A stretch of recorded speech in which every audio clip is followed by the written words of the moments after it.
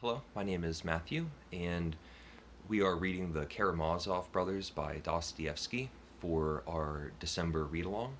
And a lot has been going on, but I feel like we should really take a moment to talk about the Grand Inquisitor. It's one of the best, most famous episodes in the novel, and it's also our first really great at length introduction to Ivan. It's the moment where Ivan gets to um, talk at length.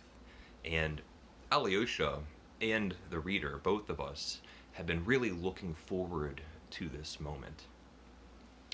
And so it begins with Alyosha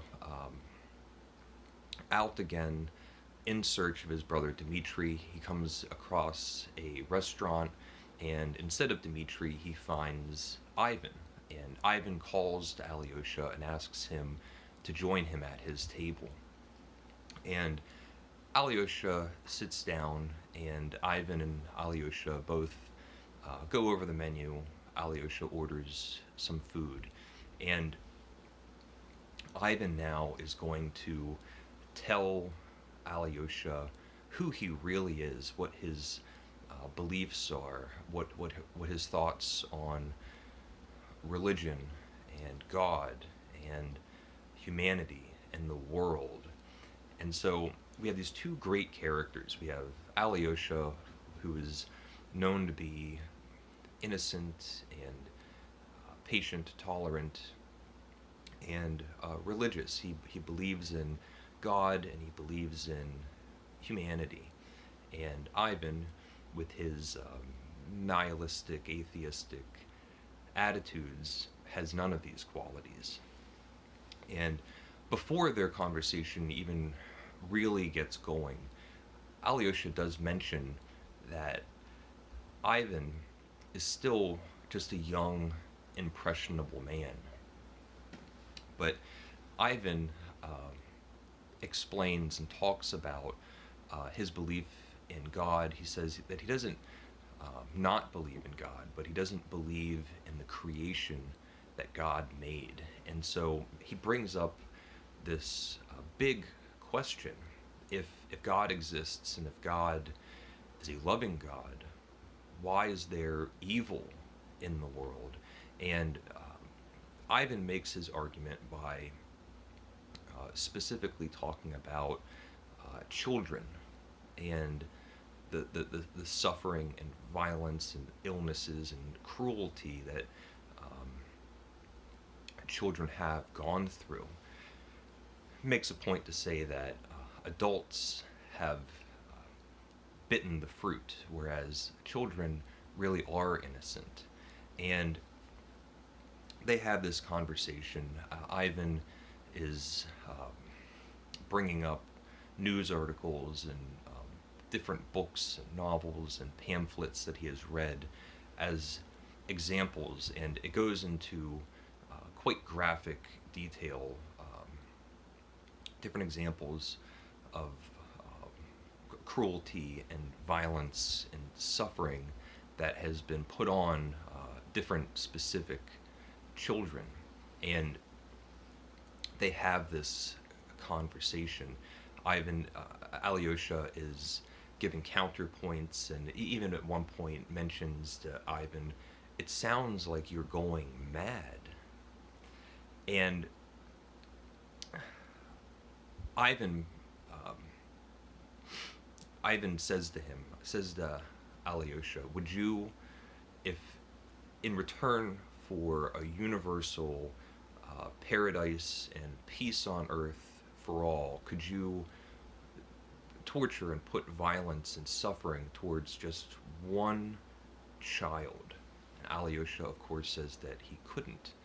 And they go back and forth, and finally Alyosha says, "Well, there is one person who does have infinite forgiveness." And so he brings up Christ. And Ivan says, I did not forget about Christ. And in fact, I'm surprised it took you this long to bring him up." And Ivan says, "I want to tell you a poem that I wrote."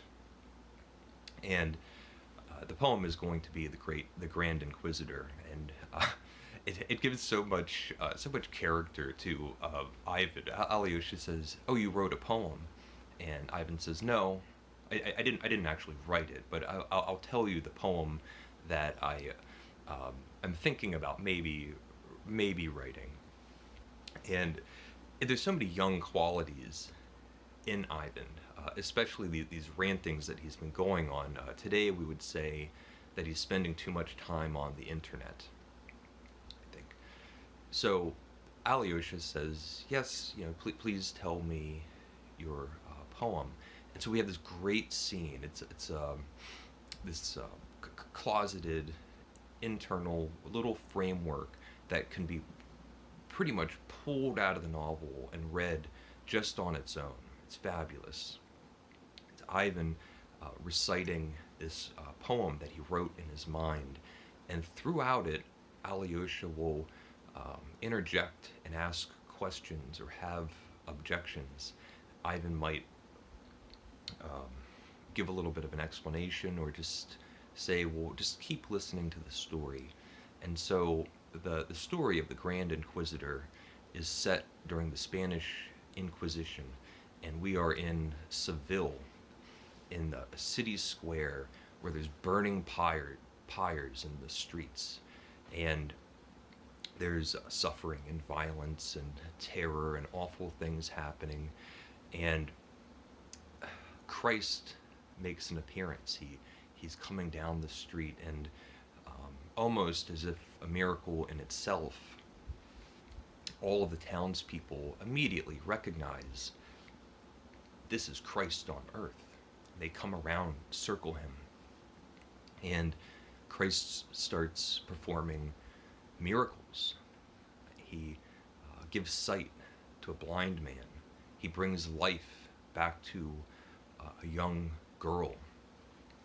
And the Grand Inquisitor comes out into the street, and he's this dark, wrinkly, 90-year-old, evil-looking man. And he says to the guards, "Arrest that man." And all of the townspeople, the guards, everybody knows this is Christ on earth. And yet they arrest him, and they throw him in a cell. All morning and all night, Christ is rotting in this dark, decrepit cell. And the Grand Inquisitor comes in and yells at Christ. He says, why did you come back and disturb us? You've already done what you needed to do. We are now improving on what you started. You have no reason to be here." And it's page after page of this rampant diatribe. And Alyosha is asking questions and getting more and more irritated and not believing that this story could even exist. And the Grand Inquisitor is also getting madder and madder. Christ, meanwhile, is just totally silent.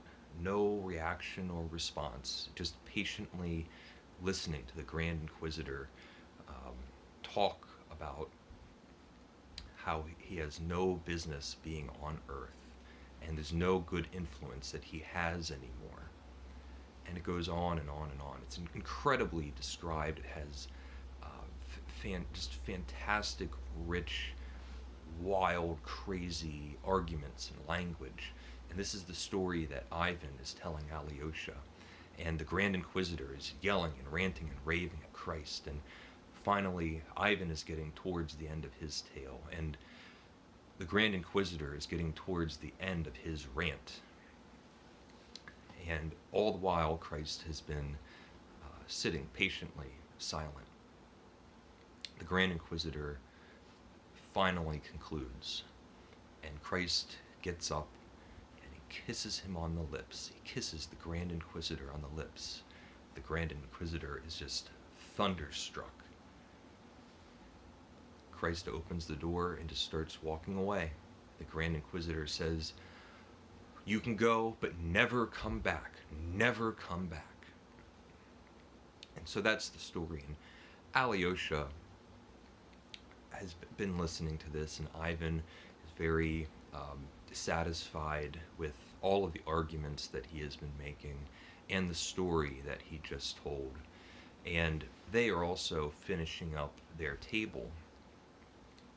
And one of the just absolute best conclusions to this whole entire episode, Alyosha stands up and gives Ivan a kiss and walks away. Ivan, with just a superb punchline in the story, exclaims, "Plagiarism!" Alyosha stole the end of his story. And it goes on from there. But it's just perfectly, masterfully told. We get all of these great ideas and thoughts about the world. We have two polar opposite characters debating back and forth in different styles. The story, the novel as a whole, is still moving along. We've learned about each of these characters so much more. Their personalities and what makes them unique and distinct is so much clearer. The relationship between the two of them. And the body itself, the novel itself, is still progressing ahead. Even though it's a standalone little episode, it's still adding to this ever-imposing doom that is coming over the story. So those are some of my thoughts on the Grand Inquisitor and Rebellion, the chapter just before it, where Ivan respectfully returns his ticket. So let me know how you're getting along with the novel and what you think of Ivan's great diatribes and the Grand Inquisitor chapter and Rebellion just before it.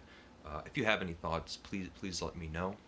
And thank you for watching, and take care.